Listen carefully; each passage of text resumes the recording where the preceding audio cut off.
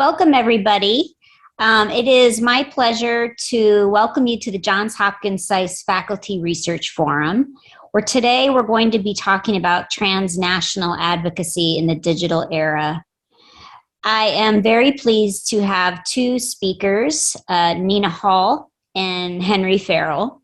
And I first want to give a thanks to SAIS IT and Isabel in the Vice Dean Faculty Affairs Office for helping organize this forum.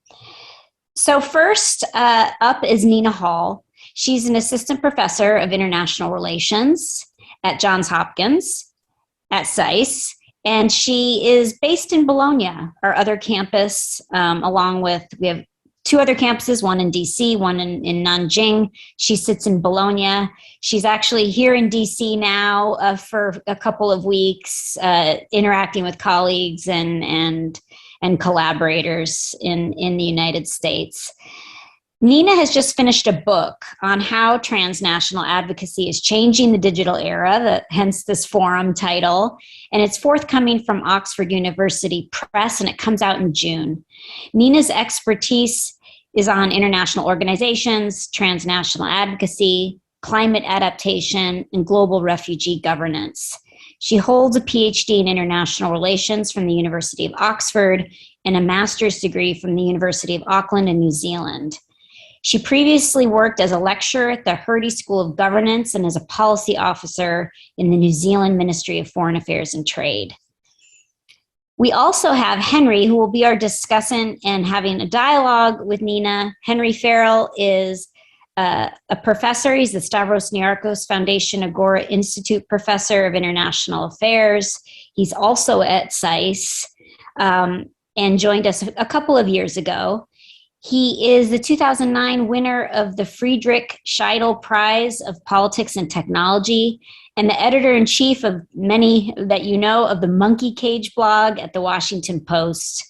Before coming to Johns Hopkins, he served as a professor of political science and international affairs at George Washington University. He works on a variety of topics: democracy, politics of the internet, and international and comparative political economy. He's the author of Privacy and Power, the Transatlantic Fight Over Freedom and Security, and another book, The Political Economy of Trust, Interests, Institutes, and Interfirm Cooperation. Before we have Nina do her presentation, so the structure will be Nina will give a presentation for about 35 minutes. Henry and Nina will have a bit of a dialogue, and then we'll open it up for Q&A for all of you. Please, if you have any questions or comments, you'll see a Q&A box, and you can just put your comments and questions in there, and Henry will moderate. Thank you again for joining us. I know this is a very busy time, and I turn it over to Professor Hall. Thanks, Jess, and thanks to all the people who helped organize the event. It's a real pleasure to be speaking with you here today. And I'm sitting, I should say, in DC right now, and really keen to connect with all of you who are participating in this event. If I haven't had a chance to meet with you, I hope I can in the next week or so. Right, I'm just going to share my screen. I'm assuming everyone can see that. Looks good. Great, thanks, Jess. So I want to speak today about a book and a bigger piece of research I've been doing for the last 5 to 6 years. And in many ways, the book actually dialogues with one of the previous faculty research forums with Felipe and Nagas, and I know others like Henry, obviously the discussant today, have thought about these questions about how is politics changing in the digital era. Now, my slant on this is going to be a very specific slant, which is a focus on transnational advocacy. And this, of course, comes from my interest as an international relations scholar in the ways that activism spans borders and groups form collaborations and solidarity across international borders. So in a way, the broadest version of the question I'm asking in my work is to what extent has the digital era, or eras, as David Karpf and others some argue, changed the nature of transnational advocacy? And obviously there's a broad literature that speaks to these questions. going back in international relations, some of the foundational thinking on transnational advocacy occurred in the 90s, as many of you may be aware. Keck and Sickink wrote a book that talked about the power and the influence of transnational advocacy networks as actors on the international stage that could spread norms. And an implicit part of their argument was that in the 90s, we were seeing more transnational advocacy networks forming, thanks to cheaper air travel back then and new electronic communication technologies. Now, this is quite a simple argument, which is about how technology was lowering the cost of interaction. And I should note, when they were writing it, they focused on fax and email. Obviously, the internet looks very different today. But their argument, I think, has been very common amongst both IR scholars, political scientists, sociologists. A stronger version of this argument was put forward also in the 90s, essentially that electronic means have made it possible to ignore borders and to create the kinds of communities based on common values and objectives that were once almost the exclusive prerogative of nationalism. So here we're not only seeing connections between activists, but the very argument that solidarity would form beyond national borders. Nationalism and national borders would no longer be so important. In fact, we might call this the sort of argument for a global civil society. And the emergence of this in the 90s was very much hypothesized as something that was coming out of the sort of post-Cold War era, the rise of human rights, the power of NGOs, and the internet was part of it. And the internet, we have to remember, was a part of a sort of optimistic, it was a techno-optimism that the internet would help progressive groups. There was very little interest or thought put towards how non-progressive groups might use the internet. Now, these arguments have continued in various forms to this day. This is Manuel Castells, a sociologist, making an argument that in our era of digital politics, the use of social media means that movements can spread by contagion in a world networked by wireless internet and marked by fast viral diffusion of images and ideas. So all of these claims offer some insights, but what I found as I was setting out to do this research was that there wasn't any international relations scholarship which is empirically examining how transnational advocacy was changing in the digital era. So that's what the book sets out to do. And obviously, there are other literatures which the book draws on, including a lot of the political communications scholarship, as well as social movement scholarship. But one of the primary audiences of the book is really to inform international relations debates. And to answer this bigger question about how advocacy is changing, I look at a smaller subset of organizations. I'm really interested to understand how the digital era has led to the formation of new types of advocacy organizations. If we were in a physical room, I would ask you to all put up your hands if you know any of these groups. Generally, I find that people maybe know one, maybe two, Move On being the most well-known, particularly in the US. So let me just explain why these groups and who they are. So Move On was set up in the US in 1998. It was actually set up by a couple of Silicon Valley tech developers. And the pioneering idea behind it was to collect people's email signatures, or email addresses rather, when they signed up to online petitions. And other groups were using online petitions at the time, but what Move On did was hold on to those email addresses to use them in subsequent campaigns. So rather than going out onto the street and having to spend time collecting people's signatures, they had a quicker way of getting a fast number of signatories, but secondly, they had a resource for subsequent campaigns. And what's important is that Move On initially, when it pioneered these tactics, was sort of seen as something interesting, but didn't have a lot of political importance. It was only during the anti-Iraq war protests under the Bush administration that Move On became seen as a really powerful political actor in the US. And they did so because they'd built up a big membership base, and then they mobilized those members to protest against the Iraq war. The members were mostly progressives who were really concerned about the use of US force overseas. And what's interesting is that they mobilized people offline as well as online. So while I talk about digital advocacy organizations, these groups are very effective and can be effective offline as well as online. Now, the Move On model has been written about by scholars like David Karpf, who wrote The Move On Effect and how it had an unexpected transformation of American political advocacy. His point is that advocacy organizations like Greenpeace and Oxfam had very different models. Their members were asked to just send in checks to send funding, but they weren't involved in this kind of rapid, responsive, member-driven activism, mobilizing on the streets and in tweets. Karpf also wrote in his second book in 2016 about how Move On was using analytic activism. The idea, just like in marketing, you would survey your members to figure out what they cared about most, and you would observe, Move On would observe their staff members, these are permanent organizations, and Move On staff would identify which emails were most opened, which emails had the highest action rates. So did people click through and actually open a petition and then take an action that was asked of them or donate? And these forms of analytic activism were something that was not common across political advocacy groups in the US or worldwide. Now, the Move On model was observed not just as having an effect on the US, but also it has been copied by activists around the world. And there's GetUp in Australia. Scholars like Ariadne Vroman have written about its impact in Australian politics. 38 Degrees in the UK has also been written about and its impact on the UK. And then there's a host of other organizations. And while there's a very rich political communication scholarship on digital advocacy organizations and how they operate, what's distinctive about them, no one has tried to really draw the connections between these different groups and understand them as a transnational phenomenon. Yet, I think there's a real reason to do so. Firstly, they're a global phenomenon.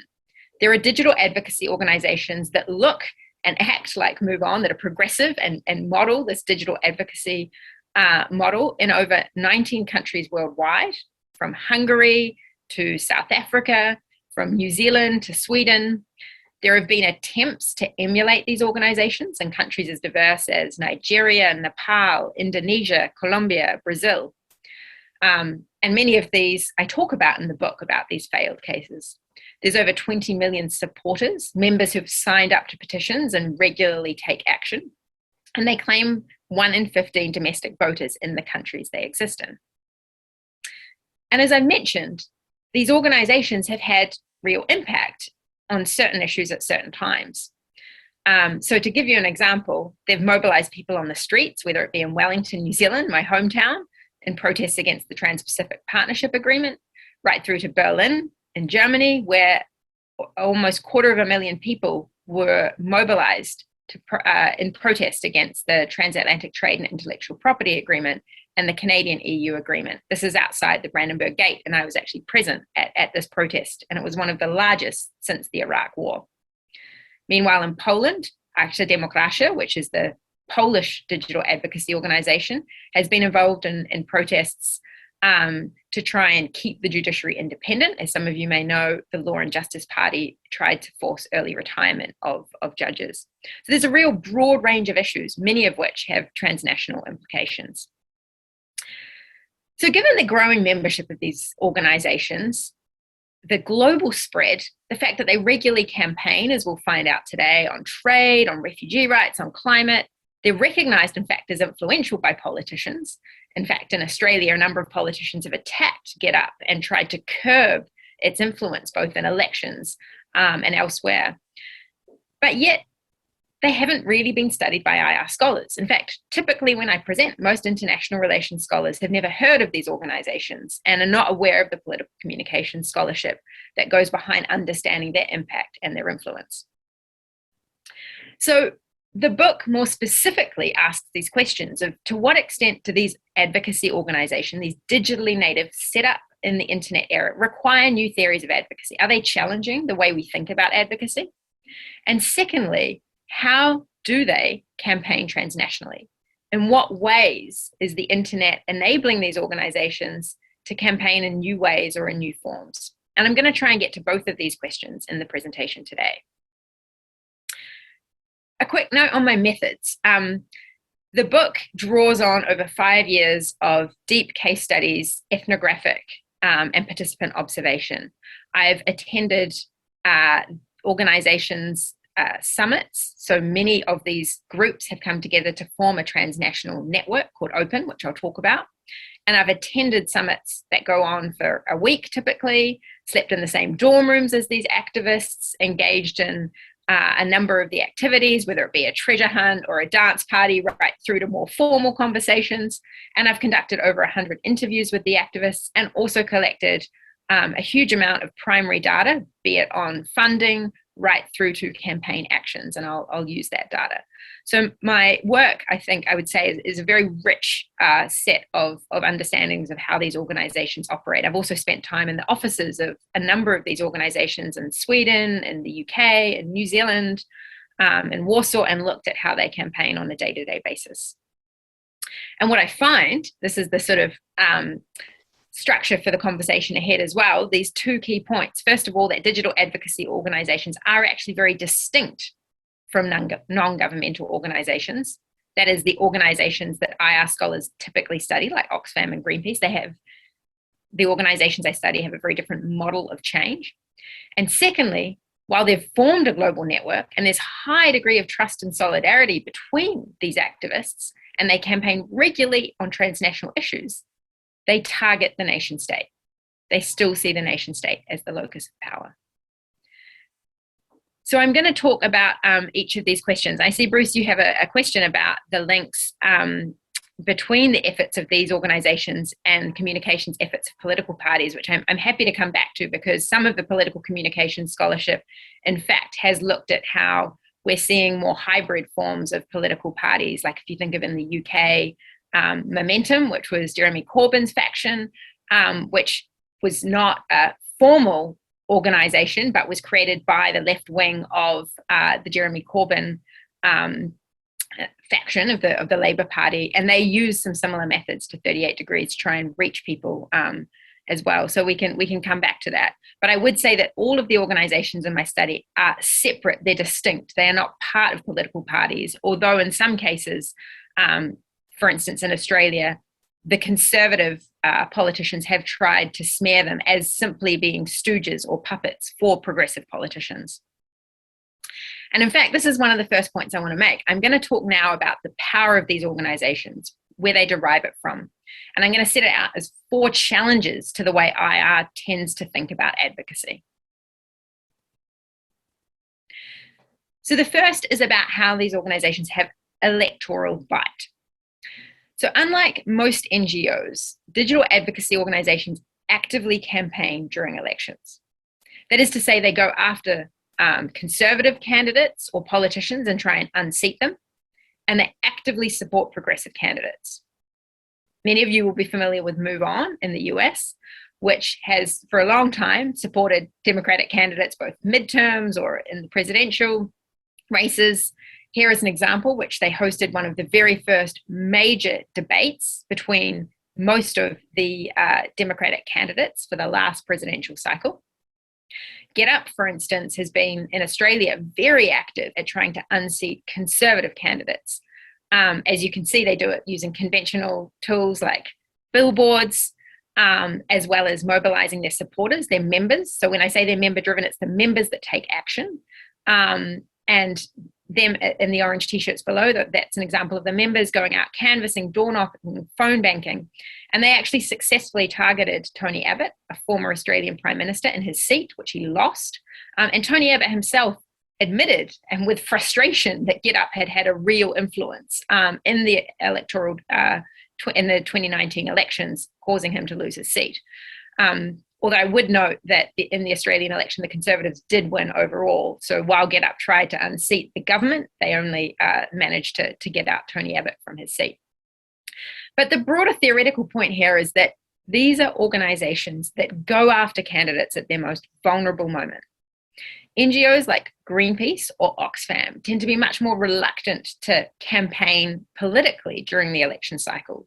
So Greenpeace might come out and say, oh, we want to see somebody or a political party with a good climate record, but they're not going to say vote for the Greens, right? They want to be able to work with whoever gets into office and hence they tend to be much more neutral during the election cycle. And this point is important because, as you'll see, it's part of digital advocacy organizations' theory of change. They want to hold leaders to account both at the elections and afterwards. Now, the other distinctive elements are threefold. And I realize this is a bit more of a busy slide, so I want to explain what I'm presenting here, which is distinctions between the digital advocacy organization and the political communication scholarship at the top, so rapid response. And secondly, the NGO scholarship in IR around how we think about advocacy. So to give you these three examples, digital advocacy organizations, thanks to the internet campaign and rapid response mode, they can very rapidly set up a new petition within hours. They can have a campaign going. They can have thousands of people signing on within a day. And they can shift campaigns very promptly from one issue to the next. That's what we know from the political communication scholarship, as well as from my research. However, in IR, we tend to think of advocacy actors, norm entrepreneurs, as long-term, as committed to a cause. We wouldn't expect the suffragettes to start campaigning for women's rights one day and then to just give it up and focus on something else. They're committed to that cause. They want to make sure that, women get the chance to vote. Now, this is also links to the second distinction, this multi-issue generalists. So digital advocacy organizations don't have just one issue they work on. They campaign across multiple issues depending on what their members care about most. So one day it might be Ukraine, the next day it may be LGBT issues or climate change, and they're changing based on the political salience of an issue, often what might be most in the news, and what their progressive members care about. Meanwhile, in most NGOs, which have permanent staff, which I should say digital advocacy organizations also have permanent staff, but in an NGO like Oxfam or Greenpeace or Human Rights Watch, these permanent staff have a degree of expertise on the issue they work on. In fact, a lot of the IR literature talks about how the expertise gives them access to decision makers, right? So if you're Greenpeace at the UNFCCC, the reason you can get in the door and be an official NGO with access to the negotiations is precisely because you're seen to have some kind of expertise on climate change, and you probably could sit down and say, here's what we think the agreement should end up looking like. And in fact, that's just not what digital advocacy organizations do. Their expertise is in digital campaigning and a skill set rather than on a particular issue. And lastly, digital advocacy organizations are really member driven. And I mean this more than just sort of having a list of members and occasionally consulting them. They're doing this on a daily, if not basis, if not hourly basis, right? They're using digital analytics, like I described with Move On, to identify what issues do they care about most. If we change the subject line from, save Ukrainians to Ukrainians need your help now, which is going to be more effective? If they talk about TTIP as the trade agreement as a massive problem for inequality or as a massive problem for food and consumer rights, which issue is going to get more people to sign up? This is the kind of data that they're collecting constantly to identify what issues get most support. They're also member driven in the sense that they're getting funds from their members, right? If they don't get support in terms of donations, they can't continue to campaign. Meanwhile, in contrast, most of the NGOs that IR scholars have studied, the staff set the campaigning priorities, even if they might be a bit attentive, like Amnesty, to their members' concerns. And I should note here, this is an analytical distinction. I'm not trying to make normative claims about what's better or worse. In fact, we would expect in an organization like Human Rights Watch that campaigns would be staff-driven. It would be odd if Human Rights Watch surveyed members and said, are you most worried about Ukraine or Yemen or Ethiopia? Where are the biggest human rights concerns, right? There is a reason that NGOs take that model. So in the book, I look at how these factors of being member-driven, rapid response, multi-issue, enable these groups to also try and harness digitally networked power. And my point here, and this builds on other work I've done in an article in International Studies Quarterly with two co-authors, Hans Schmitz and Michael Dedman, where we point out that a lot of NGOs, when they use the internet, because everyone's using the internet, obviously, and they're campaigning, tend towards digital broadcasting. So an NGO like Human Rights Watch would put up a report about human rights abuses and broadcast it just as they might on TV or on radio, but they're not collecting data on the members or on how people react to it. They're not adapting their tactics or strategies or the issues they campaign on based on the feedback they get. They're also not devolving power to their members to set their own campaigns. And all of these things are what digital advocacy organizations do. Groups like 38 Degrees in the UK host petitions, host websites where members can set up their own petitions. So you could wake up tomorrow morning and say, I'm really frustrated at, I don't know, how much construction is going on in DC, and try and launch a petition. Now, of course, many of these petitions would be moderated. They would have to be for progressive causes. If it was a conservative cause, an organization like Move On or 38 Degrees wouldn't host it. So to give you a short example of the kind of campaigns they run, I want to just talk a little bit about refugee campaigns, because this is where you can really see the model in its rapid response member-driven mode. So in 2015, as there was an increase in the number of refugees arriving into Europe, there was also an increase in sort of solidarity amongst many European and further beyond in the broader public. And in fact, it was an image of a young Syrian toddler, Aylan Kurdi, who washed up on the shores of Turkey that really ignited a lot of political debate. This image went across the British tabloid press that was often very anti-immigration. And within a day of this photo going across the British tabloid press, 38 Degrees in a staff meeting said, we need to respond and launch campaigns. We can see our members are concerned about UK's stance on refugees, because at the time David Cameron wasn't accepting anymore. So they launched these petitions, and as you can see, this is one for Norwich. They did them all across the country. They're distributed, different city councils being targeted to welcome at least 50 more refugees. And they had 137,000 signatories, 78,000 emails sent directly to British members of Parliament. And within a space of a couple of days, the Prime Minister at the time, David Cameron, agreed to welcome 20,000 Syrian refugees. Now, I should note, this was a broad movement. I'm not attributing David Cameron's change in decision just to 38 Degrees. There was much broader civil society and refugee welcome. But what's notable is the speed that they could organise, and the fact that they did it very, very quickly to mobilise a much broader membership than many refugee organisations could do. Now, you might be wondering about this. What also was a limit of 38 Degrees campaigns, and a limit in a way of this member-driven model, is that they also quickly shifted away from the refugee campaigns I just described.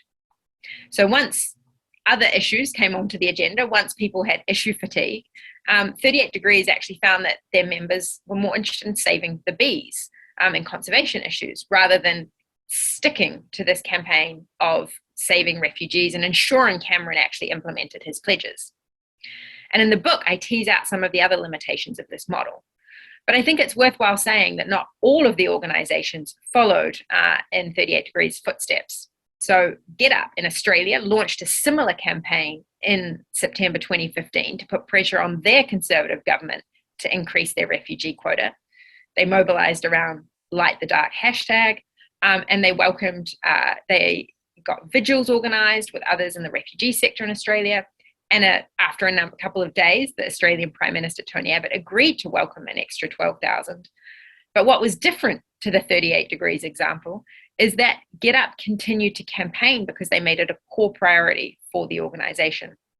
And so one thing that I get to at the end of the book is asking questions about when and why these groups can run more sustained campaigns and try and transform their members' preferences. Now, so far I've been talking about these groups within their national context and how really highlighting the distinctiveness of this model. So the argument I've made is that IR scholarship needs to see these digital advocacy organisations as international actors that can mobilise on important international issues. And secondly, that they're very distinctive in how they in the power that they exercise. They have a distinctive model that IR needs to understand, in addition to the understandings we already have of NGOs. Now I want to move to the transnational level, because as I noted at the outset, what's also really fascinating about this group of digital advocacy organizations is while they are all nationally focused, national grassroots campaigning, they've created what they call a global sisterhood. And that's Open, the online progressive engagement network. All these groups share broadly progressive values, but rather than being united around a common issue like climate or human rights or refugee rights, like most transnational advocacy networks are when we study international relations, they're united around a common model of advocacy, the one I just described. And what's interesting about Open is that rather than focusing on a particular issue, what they've done is they have three core purposes. Firstly, to grow the model, to spread it. So the book charts how these activists have come together and actually supported very proactively organizations to set up around the world that emulate the Move On model. So the book talks, for instance, about Ben Branzel, who was the founder of this network and used to work at Move On, had also worked at Avaz, how he went to the UK to help them set up an organization, how he supported a Canadian group, how he traveled to France and Israel, in both cases with an explicit aim of enabling local activists to set up their own digital advocacy organization.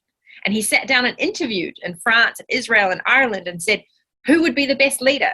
He ran feasibility and desirability studies to say, is there space in this country? Is there enough internet penetration? Is there progressive space in the progressive groups? Will they get enough members?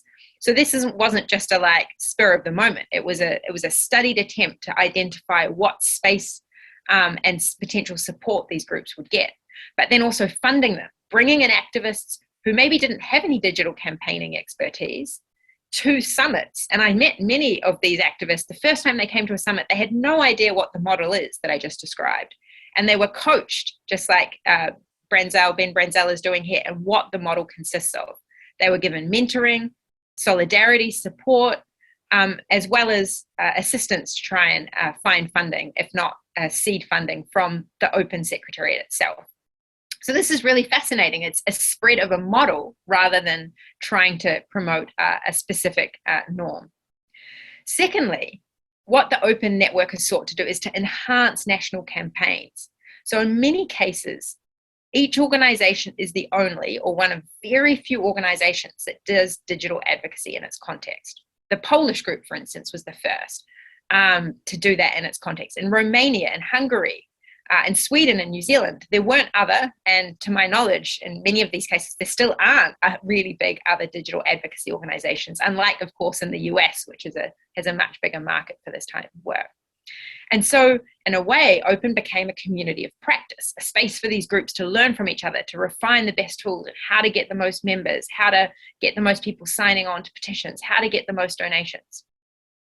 But thirdly, and this is the open question that I'm going to talk to now, is Open, at least some of the staff members, sought to create a platform for creating transnational campaigns. Remember, these are all progressive groups, many of whom the permanent staff of these organizations have cosmopolitan values and want to tackle issues like climate, like trade, like refugee rights. So in the book, what I try and do is disentangle different elements of transnational advocacy. I ask firstly, how often do these groups campaign on transnational issues, and how often do they target international institutions? And this is my way of trying to identify what are the ways in which they're engaging in some kind of transnational form of advocacy.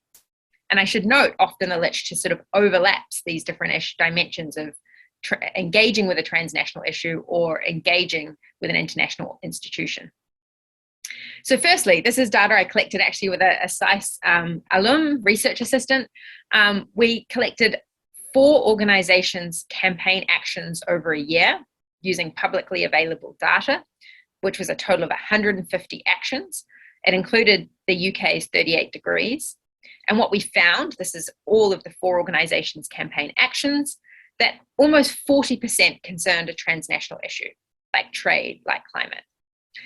I should note Brexit we put as a separate category because it's neither completely domestic or international. And so it's a bit harder to categorize. An example of the type of transnational campaign, Campact has been very active, as I've noted, on trade politics. This was a campaign they ran to stop the EU-Mercosur trade agreement and to save the Amazon, as they say. Yeah. Secondly, what is also really interesting that I look at is the percentage of campaigns with an international target. So the target here is, who are they aiming their petition or their campaign action at? What kind of decision maker? Is it a domestic or an international?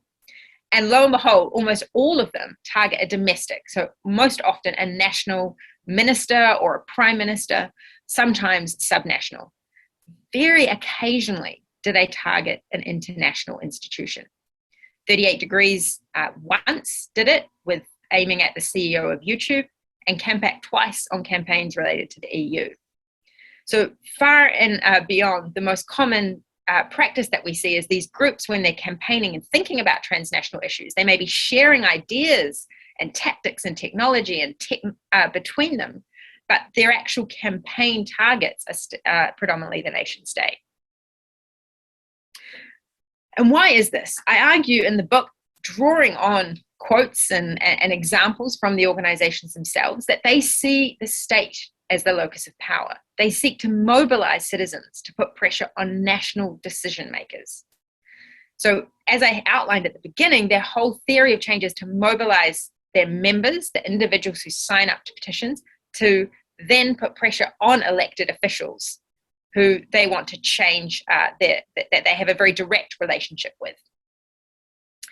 And I also found that when I asked the digital advocacy organizations about these results, they said it was obvious that they wouldn't campaign targeting an international institution, because often, the UN is far away. There's not such a direct link between citizenry and many international institutions. But we can come back to why this might be. And in fact, this is the very kind of model of change that the founder of Open, Ben Branzell, has sort of promoted internationally when he goes around with his staff trying to set up these organizations, is to say, we need domestically rooted organizations. While the world may face global problems, these require many national solutions, because the power is still within the hands of nation states, whether it be on trade, on refugees, on climate. So this is why we need power optimized, in his words, for domestic influence, but networked for global scale. So that's the vision, really, that went behind the Open Network. But that doesn't mean that we shouldn't see and study these campaigns as IR scholars and see them as transnational phenomenon. And I want to end here with an example on climate mobilizations. And I should say there's a whole chapter in the book around climate change and climate mobilizations, because to me, this is one of the most interesting spaces in the ways new forms of transnational campaigning are occurring. And the argument I make in the book is that while campaigns can occur where you can learn across different countries. So like 38 Degrees might have learned from GetUp's refugee rights campaign that were occurring at the same time. In the climate space, there's very often campaigns at the same time on the same issue, but with national targets. The prime example are global climate days of action. And these have been happening since before the student climate strikes, the most popular current example of them. So in 2014, in fact, in 2009, Avaz, a climate digital advocacy organization, 350.org launched campaigns for climate action around the Copenhagen summit. And on the back of these, they were very successful at mobilizing thousands of people, millions of people worldwide, by distributing power to members to set up their own action in any city, anywhere in the world, any town. You didn't have to be in a capital. You didn't even have to be where, the negotiations were taking place. Rather, you were connected through this infrastructure of the events map. You could scroll on and find a local chapter. And if there wasn't one, you could create it and register it there. And so we saw marches in 2014 in 2,000 locations on the same day in 156 countries, and Open supported these climate marches. So they supported them through connecting the transnational organizers to very domestic organizations. And they did things like sharing event pages, email copy, graphics, video content, media statements, ideas for grassroots organizing. And Open has continued to be involved in these kinds of distributed forms of activism. And it's in fact part of a broader movement, a shift away from the UNFCCC as a target of climate activism, so focusing on negotiations at the UNFCCC, to focusing on alternative, what Demore calls globalities, alternative ways of doing it. And in the book, I argue this is a phenomenon of what we can describe as digitally distributed campaigning. These are campaigns that are geographically diffuse, so they're not all happening on the streets of, Paris during the climate agreement in Paris.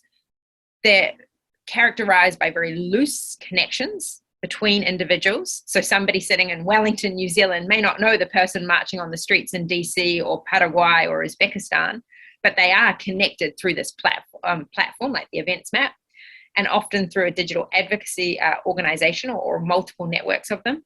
And in a way, it's a phenomenon of digitally networked people power, what I talk about in the book and in my other work. I should note that Dana Fisher, a sociologist, has also written about forms of digitally distributed campaigning in the US in the resistance to Trump.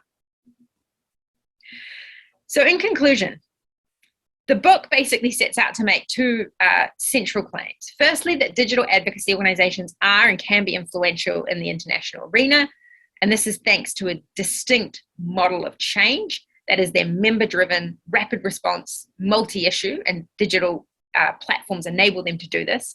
So their power comes from mobilizing their members, who they are surveying, listening to, getting funds from, not from issue expertise. And that's very distinct from how IR scholars have thought about authority of NGOs and power, that they have some expertise on an issue.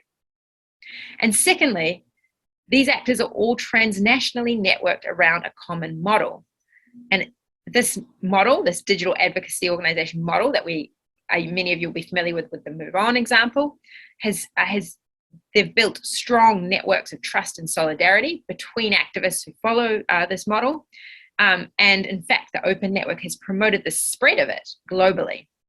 They do campaign frequently on transnational issues, but they do so by targeting national actors, which they see as having the locus of power. And yet they still engage in forms of transnational campaigning because they have the affordances of the internet, so they can engage in digitally distributed campaigns like the climate example I gave. And just to finish, I want to do a nod to the fact that, yes, I do focus mostly on progressive groups. Like much of the IR literature on advocacy, people are often saying there's a bias towards progressive groups. However, I am currently working on a paper with the German Internet Institute, the Weizenbaum, where we ask to what extent are groups on the right emulating this specific model, the Move On-like model. And we have some interesting findings, which I'm happy to share in question and answer. Thanks very much, and I'll hand over now to Henry. Okay, so thank you very much. And I've got to say that this is just a great book. And selfishly speaking, it's also a book that hits two of my big sweet spots, which is that I've got two identities. One of them is my SAIS identity, where I'm interested in the intersection between technology and international politics. And this is an incredible set of studies of how it is that technology can really have important consequences for how it is that global politics work in a new era. It also, as Nina said at the beginning, it very nicely corrects some of the more grandiose visions that some people had about how it was that we were going to have this global civil society where everything was going to be connected to everything via the internet, and how instead we get a world which in some ways resembles the old world of sort of much more than we might expect, in that nation states and national boundaries are still very important, albeit there are all of these new forms of connections across these national boundaries. So that's one sweet spot. The other is that I'm interested in my SNF Agora role in democracy. And this is a really interesting set of studies of how it is that democracy is changing, taking the set of lessons which has, as Nina says, been studied by people like Dave Karpf in the US context, and thinking about how this has become a more global and international phenomenon. And I've got to say, one of the things I really like about this book is how it does something that it really takes something that is in plain sight, but that is invisible to most scholars in the field because it doesn't fit in with their priors. So we've got a very nicely developed body of literature on how transnational and international advocacy works. So we've got some wonderful work being done by wonderful people, but it tends to focus on a specific notion of what transnational activism involves and a particular lens as to what these organizations are going to look like, how they organize themselves, how they talk to each other, and what their modus operandi is vis-a-vis very often international institutions as well as states. And what I think Nina has done here is to discover an unmapped country.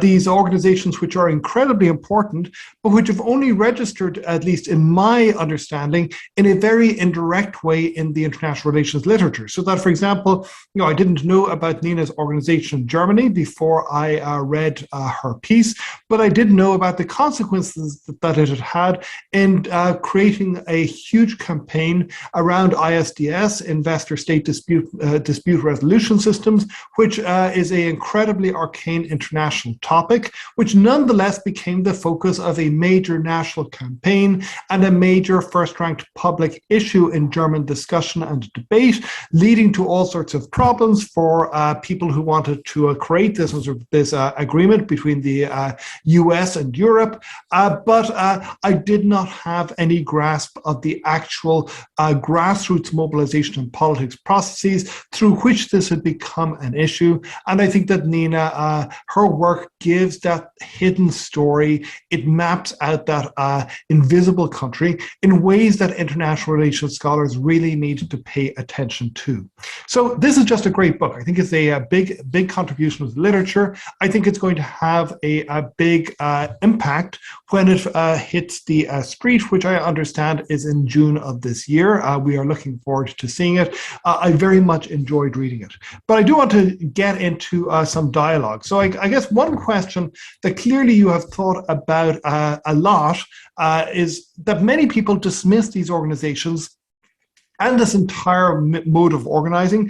They use words like collectivism. More or less, the suggestion is that what these people are doing is that these aren't really engaging in changing the world. Instead, they're clicking on a button somewhere on the internet in order to express their outrage, and then they think that it's done and dusted and that they don't have to do any more. And this provides a kind of a substitute drug for actual activism, for real world, real life activism that can have consequences. This, in a certain sense, is activism methadone. Now, obviously, that's something which you don't agree with, and you haven't.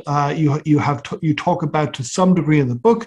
But I think it would be very helpful if you would develop why it is that this kind of more cynical understanding of how it is that these organizations work, why it is that in fact is an inaccurate perception.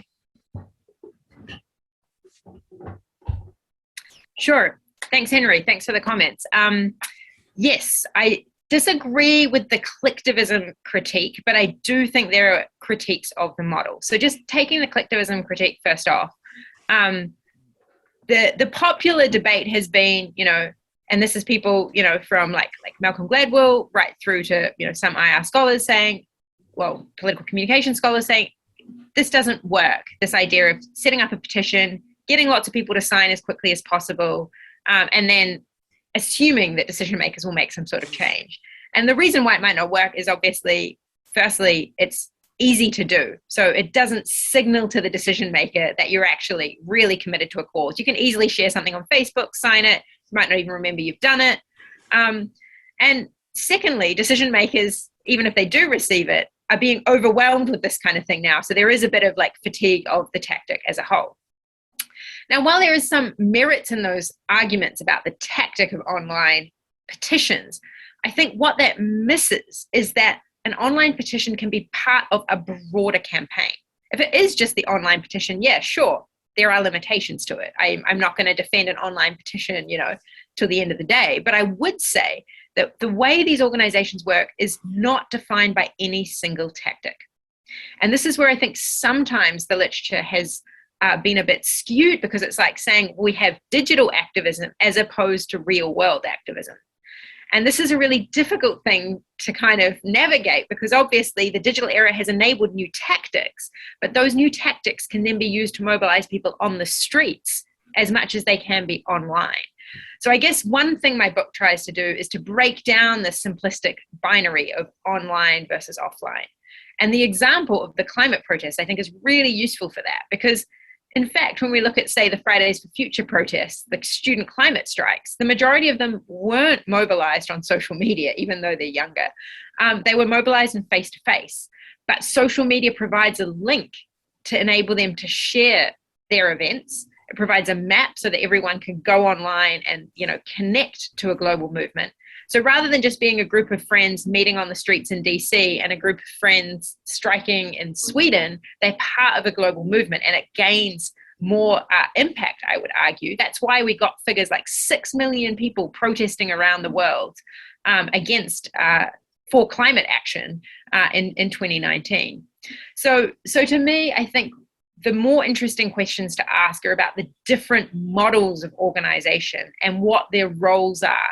What is the advantage of the model I outlined versus the advantages of, say, a more traditional NGO like Greenpeace or Oxfam? And I think there are some things that traditional NGOs do, like human rights monitoring and campaigning, where you need expertise. And there are some things that organizations like Move On do better in terms of mobilizing. The only last point, which I won't answer, is to acknowledge the work of Hari Hahn, who also critiques some of these organizations for being too focused on mobilizing and not organizing. And I think that's a really interesting critique that the organizations themselves are trying to grapple with. How can they develop the skills of their members, not just mobilize them en masse? Yeah, and as you say, these models can reinforce each other, and I think Hari Hahn's work talks about that in some interesting ways. More or less, so if you can pull people in through this vast funnel, like, I don't know, I sometimes think of it like a whale eating krill, but then some of the people who you pull in through that funnel can be developed into people who really go out and to make change in the world. There is another criticism that you mention in passing in the book, and this refers particularly to the ISDS and global trade issues, which if you're a standard IR, international political economy person, you would be skeptical that the general public would really get involved in complex trade issues at all. Your first instinct would probably be that this is just not the kind of stuff that ordinary people care about in a very specific way, that instead this is the stuff of interest groups. And so you talk about how it is that in fact this can become a mass mobilized issue.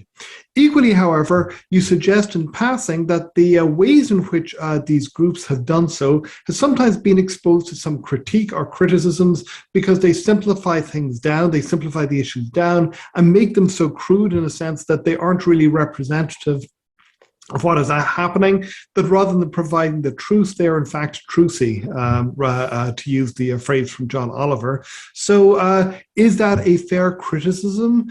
Is this producing a less informed public on global issues? Or should we just be focusing on the fact that it is a wonder that these people should be getting engaged at all, and that this is a good thing, even if sometimes their understanding is less than 100% sophisticated? Yeah, this is a really interesting question. And I think there were different examples across the organizations I studied. And most of the time, I would say they weren't manipulating the truth. They weren't putting out false information into the public space. I'd say 99% of the time. There was one example which came up of an NGO criticizing Avaz, which is a global digital advocacy organization, for its claims that its members had got us the climate agreement at Paris. And here the point that Avaz was stealing the limelight by claiming, your actions as Avaz members meant that we could see the agreement at Paris. So that's obviously not true, right? Like there were many factors that led to the climate agreement in Paris, namely, the French being very good hosts, a whole lot of last minute, discussions over the translation, how do we understand the text, the negotiators themselves, right through to the civil society.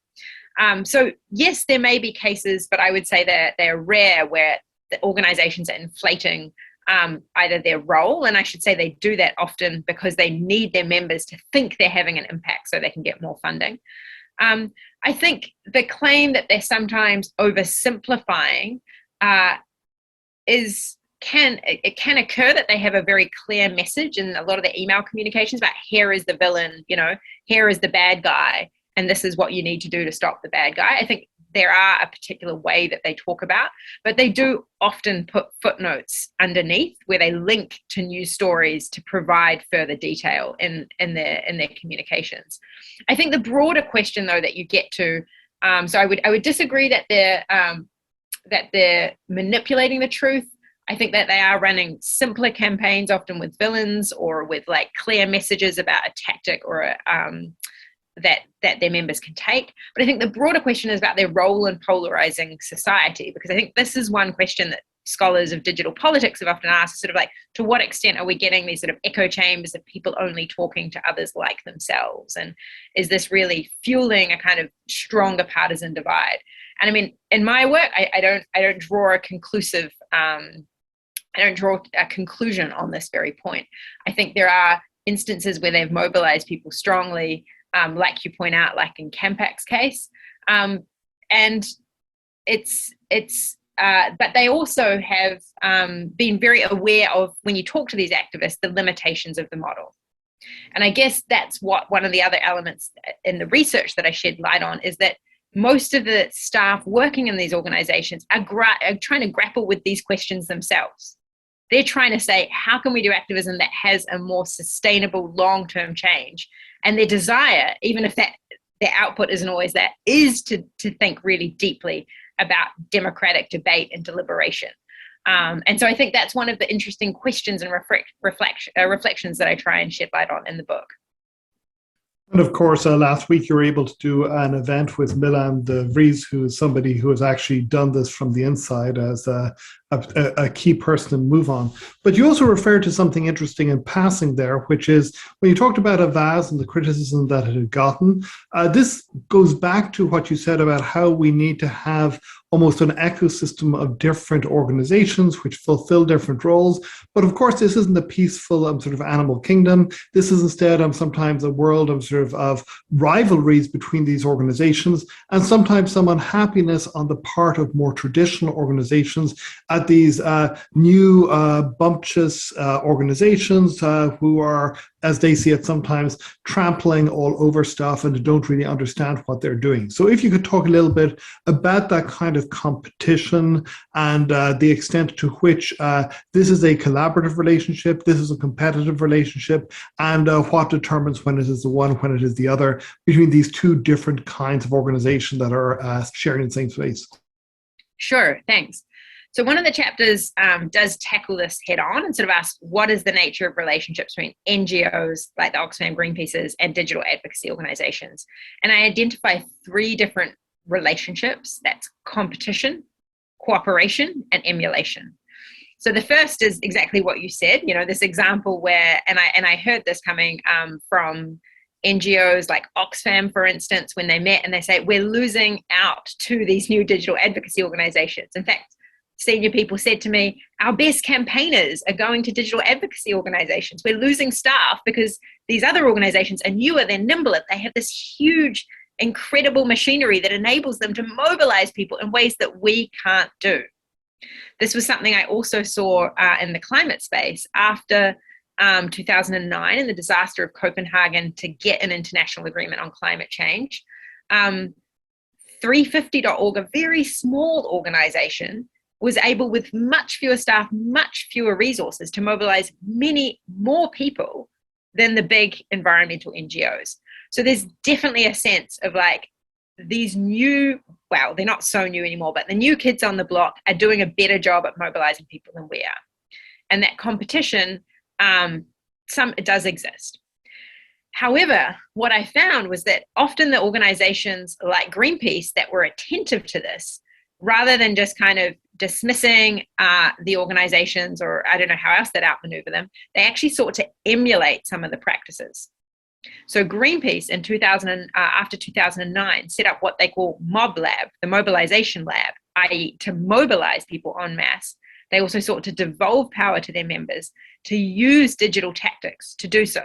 Michael Silberman headed up this organization, and it spun off and actually became an independent organization that helped other NGOs around the world to do similar digital mobilizations. So there are examples in my work about how groups have tried to emulate it. There's also, though, the example of cooperation. And the argument here is that NGOs might go, okay, we can't emulate them, we can't outcompete them, but rather we can cooperate, and we as issue experts, say, groups who work on human rights, can use these other organizations, these digital advocacy, to broaden our campaigns, to get more members, more people to sign up. And there are specific examples in New Zealand where a refugee campaigner who was trying to double the New Zealand quota, he was essentially, a lone campaigner with a few people. He didn't have a big organization. He didn't have money. He didn't have people following him en masse on social media or in the streets. What he did have was a lot of expertise and commitment, long-term commitment to a cause. He worked with Action Station, Move On's equivalent in New Zealand, and they mobilized thousands of people to put pressure on the New Zealand government to double its refugee quota. And the campaign was ultimately successful.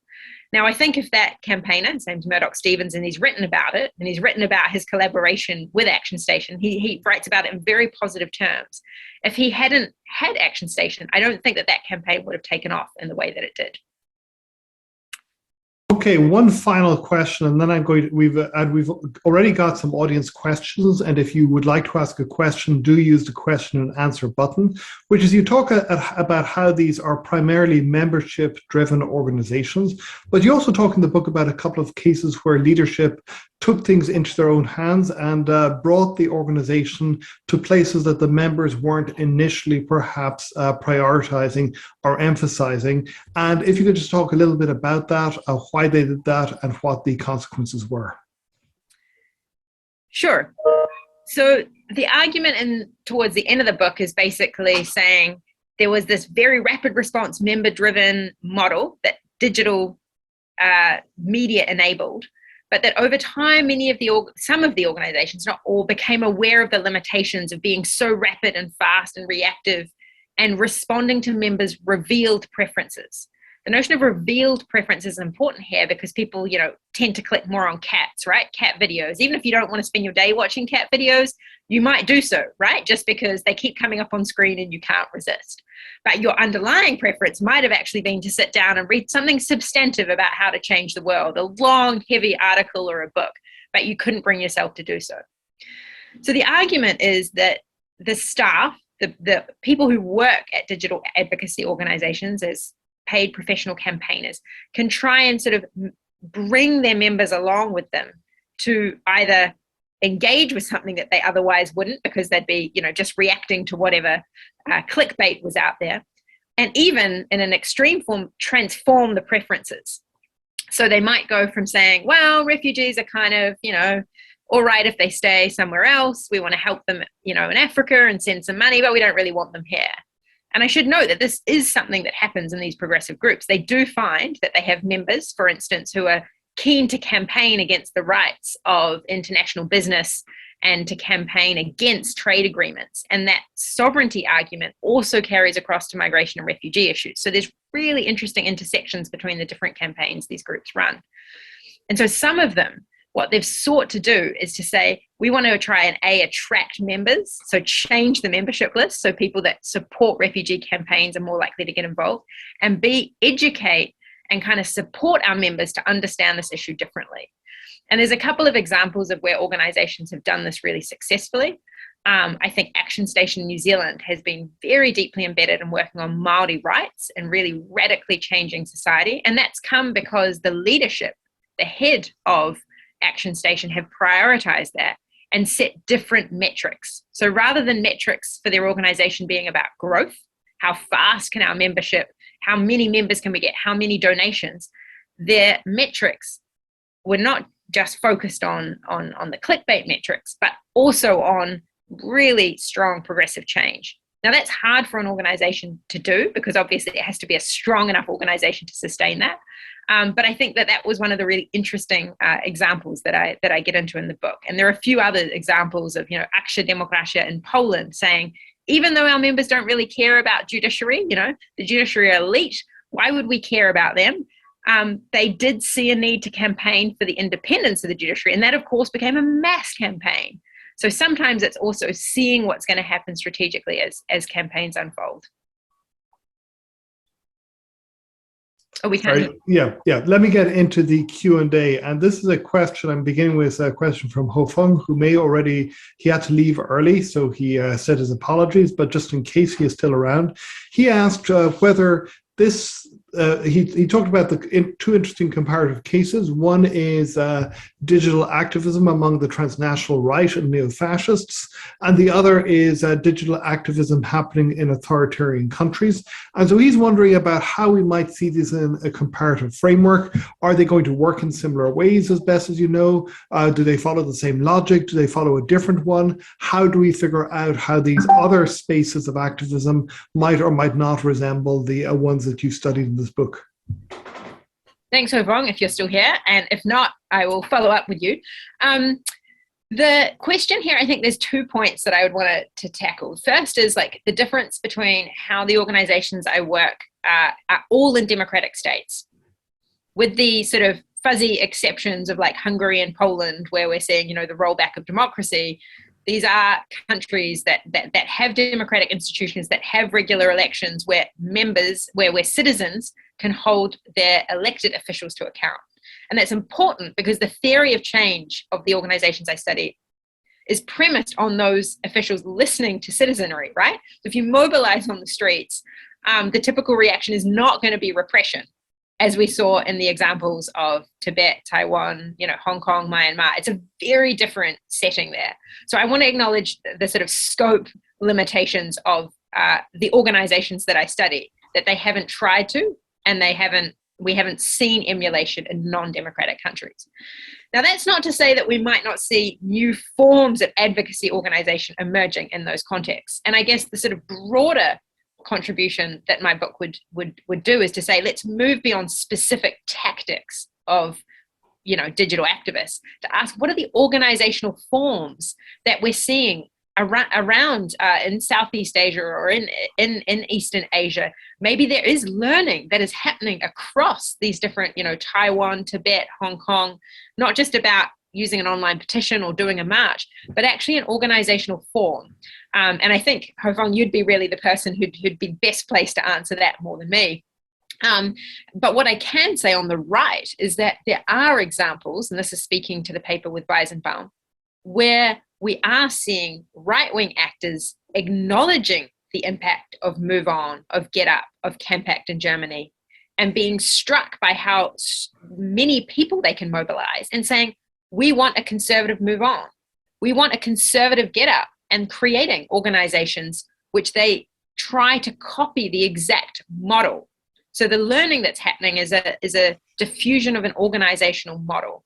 And in the book, essentially what we find is that in countries where the digital advocacy progressive group is strong, at that moment where they're really strong in campaigning in the public presence, we often do see a copycat organization emerge, but that they're more astroturfing. So they're more engaged in pretending to be grassroots than they actually are. And I can elaborate on that if there's further interest. Okay, so Bruce Parrott has 2 questions, one of which is what kind of connections are there, if any, between the efforts of these advocacy organizations and the communications efforts of political parties? And the second question, which you may have at least answered in part in the later part of the presentation, is whether those advocacy groups have given any attention to multilateral institutions such as the United Nations. Sure. So the first question I briefly sort of tried to respond to during the presentation. And just to be clear, as I said, they are independent of political parties. So while they do support, Move On to support progressive Democrats, or GetUp supports progressive candidates in Australia, they are not part of that organization. And I say that really strongly because they've been attacked time and time again for being stooges of those very political parties. So they're separate and independent. On the second question, have they given any attention to multilateral institutions like the UN? Yes, some attention, but the short answer is they're not looking for political opportunity structures or forums at the international level, precisely because their theory of change is that the nation state is the most important actor. that getting their members to care a lot about something happening in a faraway institution is really hard. Even if they're progressives that aren't against the UN, these aren't people who are like anti, the UN climate change summit, but they're not going to be inspired in that same way. Secondly, there's a much clearer theory of change.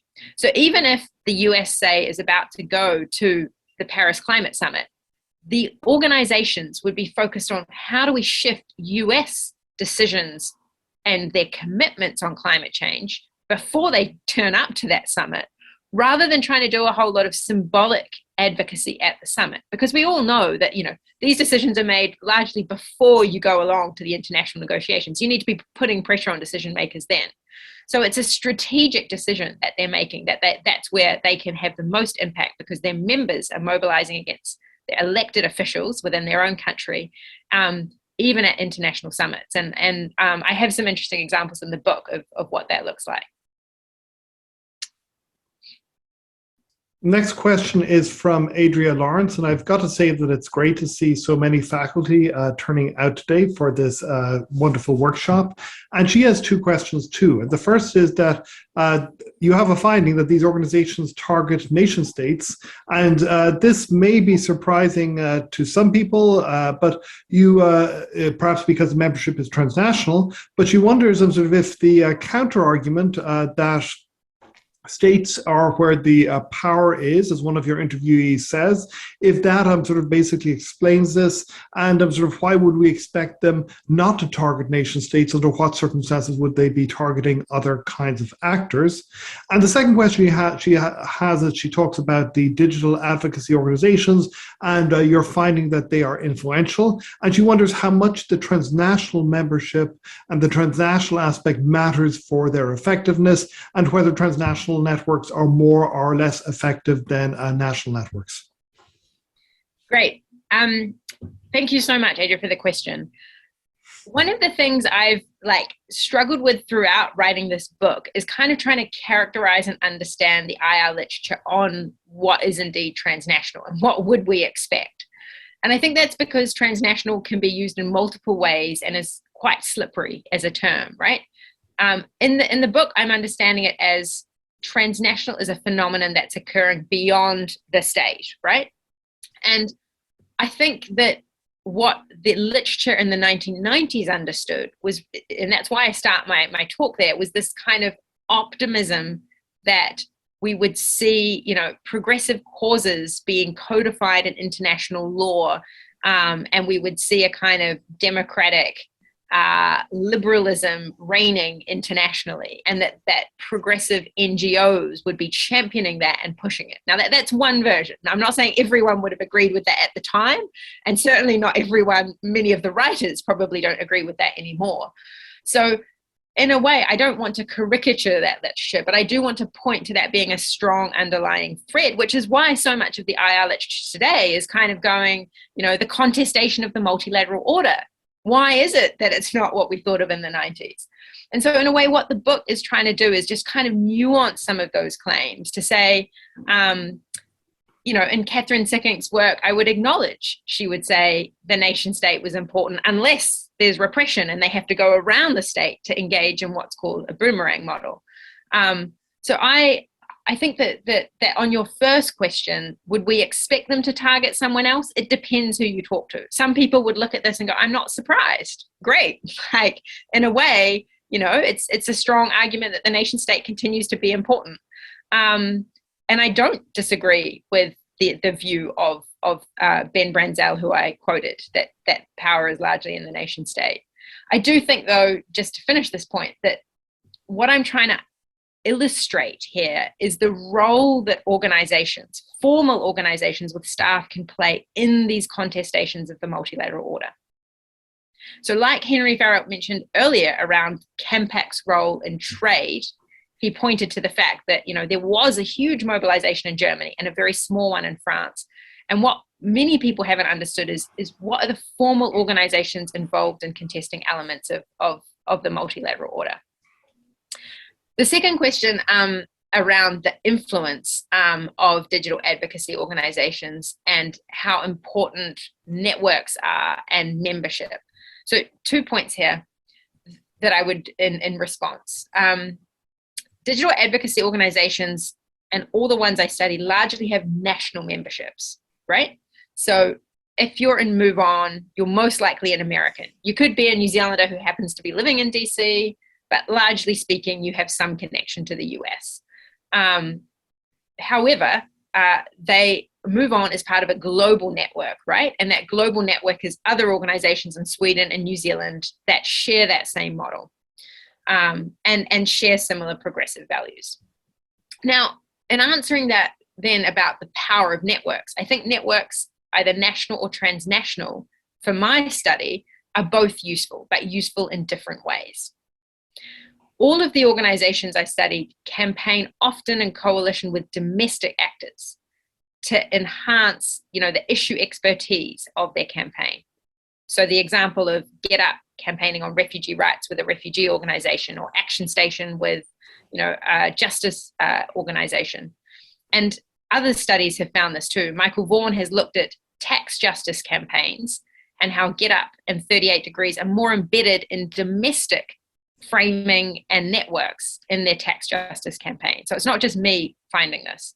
However, the transnational network, this open network I showed you that photo of, and where I attended a lot of their meetings, is extremely important for the underlying model for organizational growth and sustainability. It's what helps these organizations understand how to get funding, how to get donors, how to use the most sophisticated, newest tech. So I think one thing I would say is that you might have issue networks at a national level that are really important on a campaign, but on a kind of organizational level, being part of that network is really important for growing and strengthening your organization. So another 2 questions from Andrew Chun. And he thanks you for a wonderful talk. Other people have also thanked you for how great this talk and how great this project is. But he has 2 specific questions. One is, this model of digital advocacy, if it's driven by members rather than by issues, how do these members come together? What brings them together in the first place? Do they share certain kinds of backgrounds or previous experience in advocacy, and what the implications are for recruitment and growth? And secondly, he wants to know what factors, if any, make progressive organizations particularly compatible with or conducive to this kind of digital advocacy model that you are describing and explaining here. Thanks, Andrew. So I didn't mention the typical profile of these members may surprise you. It's not young. It's actually baby boomers, educated, middle class, urban, often women, people in their 60s, 50s, 60s, 70s, who have a bit more time on their hands and share progressive values. And I say that because this is one of the challenges for the organizations to recruit younger members. So in answering your question, what brings them together, it is an interest and an engagement on progressive issues. And they share certain backgrounds often, that they're more urban and educated.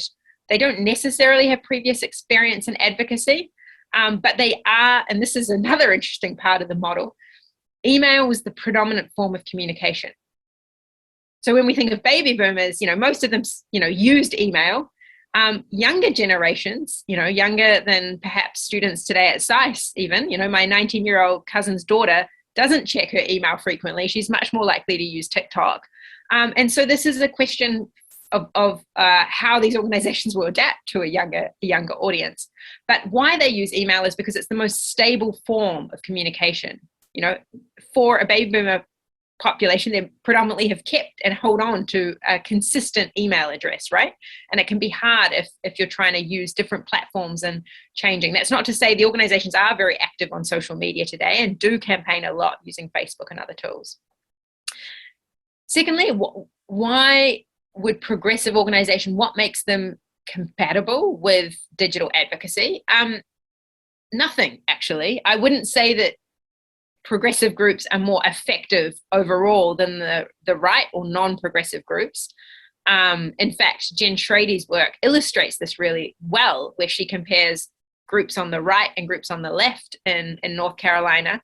and how effective they are in digital campaigning. And her findings are actually the right overall is more effective at campaigning because they have more top-down campaigning, and they're more hierarchical, they're less grassroots and horizontal.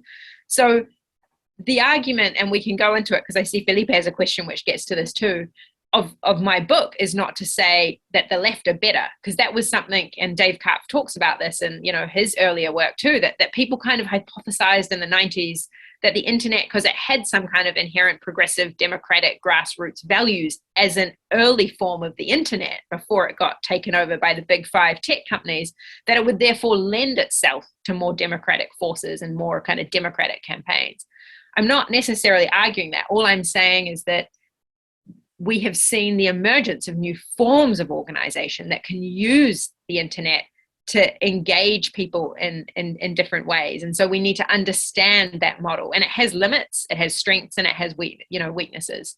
But I would by no means argue that the left overall has always and will always be better at organizing online than the right. So another question, which I think is complementary from Daniel McGraw, and I've got to say, one of the really important things about your book is the way in which it foregrounds the nuts and bolts aspects of organizing activities in a way that a lot of the literature does not. So it focuses on how these groups actually swap techniques for doing things well, rather than necessarily sharing norms. But McGraw is focusing here. His question asks about where they get their money from. Does the model mean that they don't get their funding from large contributions or foundations, but instead from the donation button accompanying petitions? And if so, that is one way that a DAO would be member-driven substantively, and here DAO refers to basically a sort of digital organization. This is a crypto type term, and how else could that happen? Could we see DAOs these organizations which run cryptographically? Could these using Bitcoin or blockchain or whatever? Could these be a different model of organization along these lines? Great, thanks, Daniel, for the question. And I mean, what I take away from your question is a core query about what it means to be member-driven and member-funded.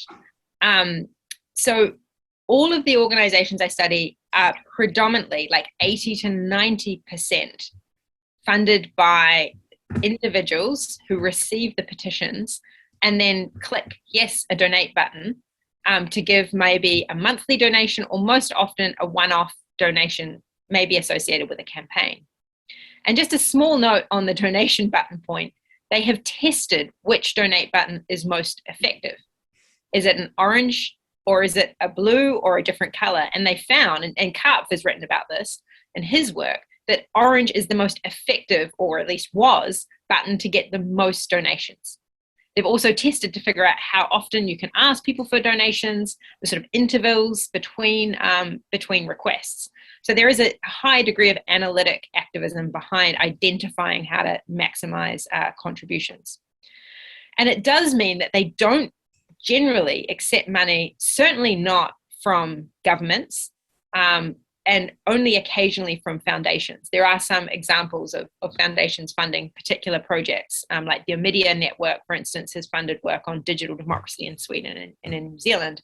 But why they don't is because they don't want their work to be linked to an issue. They don't want funding to arrive earmarked that they have to work on, climate, because they might find that their members are seeing another issue as more important at that particular time. So I hope that answers your question. There's not really a cryptocurrency part, at least not that I'm aware of, in terms of them accepting donations in other forms. So yeah, it's mostly crowd funding.